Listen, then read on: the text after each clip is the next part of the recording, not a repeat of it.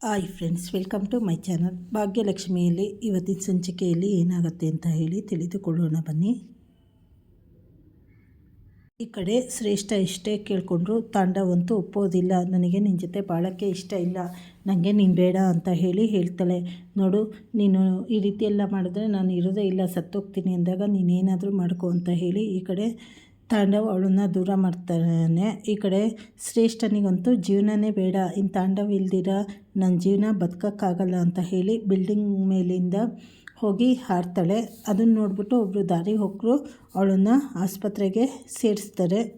ಶ್ರೇಷ್ಠ ನೋಡಿದ್ರೆ ತಾಂಡವ್ ಇಲ್ದಿರ ಬದುಕೋಕ್ಕಾಗಲ್ಲ ಅಂತ ಹೇಳಿ ಹಾರಿರ್ತಾಳೆ. ಕೊನೆಗೆ ಒಬ್ಬರು ಅವಳ ಫೋನ್ ನೋಡಿಬಿಟ್ಟು ತಾಂಡವ್ಗೆ ಫೋನ್ ಮಾಡಿ ವಿಚಾರ ತಿಳಿಸ್ತಾರೆ. ಆದರೂ ತಾಂಡವ್ ಏನು ಮಾಡ್ದಿರ ಸುಮ್ಮನೆ ಮನೇಲಿರಬೇಕಾದ್ರೆ ಬದಲಾವಣೆ ಆಗಿರ್ತಾನೆ. ಹಾಗೆ ಎಲ್ಲರ ಹತ್ರ ಕ್ಷಮೆ ಕೇಳಿದ್ರು. ಈ ಕಡೆ ಕುಸುಮ ಅವರಂತೂ ನಂಬೋದೇ ಇಲ್ಲ, ನೀನೇನೇ ಮಾಡೋ ನಾನಂತೂ ನಿನ್ನೂ ನಂಬಲ್ಲ ಅಂತಲೇ ಹೇಳ್ತಾ ಇರ್ತಾರೆ. ಅಷ್ಟೊತ್ತಿಗೆ ತಾಂಡವ್ ಹೋಗಿ ಸೀದಾ ಆದಿ ಕಾಲಿಗೆ ಬಿದ್ದುಬಿಡ್ತಾನೆ. ಆದಿ ಕಾಲಿಗೆ ಬಿದ್ದು ನನ್ನ ದಯವಿಟ್ಟು ಕ್ಷಮಿಸ್ಬಿಡಿ ಅಂತ ಹೇಳಿ ಕೇಳ್ಕೊಂಡಾಗ ಈ ಕಡೆ ಮನೆಯವರಿಗೆಲ್ಲ ಆಶ್ಚರ್ಯ ಆಗುತ್ತೆ, ಎಲ್ಲರಿಗೂ ಆಶ್ಚರ್ಯ ಆಗುತ್ತೆ. ಆದರೆ ಏನು ಮಾಡ್ದಿರ ಸುಮ್ಮನಿರ್ತಾರೆ. ಈ ಕಡೆ ಮನೆಯಲ್ಲಿ ವಿಚಾರ ಗೊತ್ತಾಗತ್ತೆ, ಶ್ರೇಷ್ಠನಿಗೆ ಬಿದ್ದು ಏಟ್ ಮಾಡ್ಕೊಂಡಿದ್ದಾಳೆ ಅಂತ ಹೇಳಿ.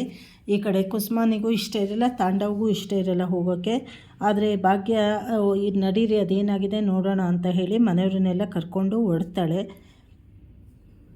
ಅವರಂತೂ ಏನಕ್ಕೆ ಭಾಗ್ಯ, ನಾವು ಹೋಗೋದು ಬೇಡ ಬಿಡು ಅಂತ ಹೇಳಿದಾಗ ಹಂಗೆ ಮಾಡಿದ್ರೆ ಹೇಗೆ ಅತ್ತೆ, ಹಂಗೆಲ್ಲ ಹೇಳೋಕ್ಕಾಗಲ್ಲ, ನಡೀರಿ ನೀವು ಅಂತ ಹೇಳಿ ಕರೆದಾಗ ವಿಧಿ ಇಲ್ದಿರ ಇದ್ದರೂ ಇಷ್ಟ ಇಲ್ಲ ಅಂದರೂ ಸೊಸೆಗೋಸ್ಕರ ಹೊರಡ್ತಾರೆ. ಈ ಕಡೆ ಬಂದಾಗ ಡಾಕ್ಟ್ರು ಈ ಕಡೆ ತಾಂಡವು ಕುಸುಮ ಮತ್ತು ಭಾಗ್ಯ ಅವರೆಲ್ಲ ಬಂದಾಗ ಡಾಕ್ಟ್ರ್ ಹೇಳ್ತಾರೆ ಅವ್ರ ಕಂಡೀಷನ್ನು ತುಂಬ ಕ್ರಿಟಿಕಲ್ ಆಗಿದೆ, ಅವರಿಗೆ ತಲೆಗೆ ಬಲವಾದ ಪೆಟ್ಟಾಗಿದೆ, ಏನು ಹೇಳೋಕ್ಕಾಗಲ್ಲ ಅಂತ ಹೇಳಿದಾಗ ಈ ಕಡೆ ತಾಂಡವ್ಗೆ ಪಶ್ಚಾತ್ತಾಪ ಶುರುವಾಗತ್ತೆ. ಹಾಗೆ ದೇವ್ರ ಹತ್ರ ಇವಳಿಗೆ ಶ್ರೇಷ್ಠನಿಗೆ ಏನೂ ಆಗದಿರ ಇರೋ ಹಾಗೆ ಕಾಪಾಡಪ್ಪ ಅಂತ ಹೇಳಿ ಬೇಡ್ಕೊತಾ ಇರ್ತಾನೆ.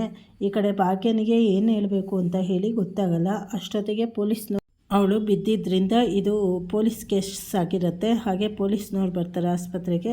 ಬಂದು ವಿಚಾರಿಸಿದಾಗ ತಾಂಡವೇ ಗಂಡ ಅಂತ ಹೇಳಿ ಗೊತ್ತಾಗತ್ತೆ. ಆಗ ತಾಂಡವ್ ಹತ್ರ ಬಂದು ವಿಚಾರಿಸ್ತಾರೆ ಏನಾಯಿತು ಅಂತ ಹೇಳಿದಾಗ ಈ ಕಡೆ ತಾಂಡವ್ ಮತ್ತು ಶ್ರೇಷ್ಠನಿಗೆ ಏನೇನು ಜಗಳ ಆಯಿತು ಅಂತ ಹೇಳಿ ಎಲ್ಲ ವಿವರಣೆ ಕೊಡ್ತಾನೆ.